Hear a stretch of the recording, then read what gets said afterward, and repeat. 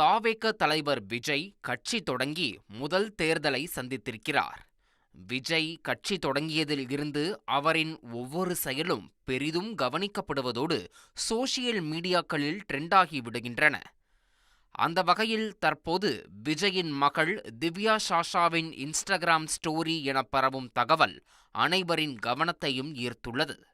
அந்த ஸ்டோரியில் ஜனநாயகன் படத்தில் வரும் தந்தை மகள் பாடலான கண்ணே மணியே பாடலை தனது இன்ஸ்டா ஸ்டோரியாக பதிவிட்டிருப்பதாக இணையத்தில் பல செய்திகள் உலா வருகின்றன. இந்த பதிவை பார்த்த விஜயின் தொண்டர்கள் விஜயின் மகள் சைலண்டாக தந்தைக்கு சப்போர்ட் செய்வதாகவும் கருத்துக்களை கூறி வருகின்றனர்.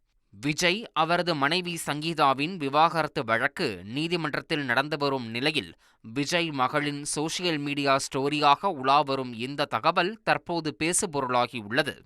அதே நேரத்தில் இன்னும் சிலர் அந்த சோசியல் மீடியா ஐடியானது உண்மையில் விஜய் மகள் திவ்யா சாஷாவினுடையது தானா எனவும் கேள்வி எழுப்பி வருகின்றனர்.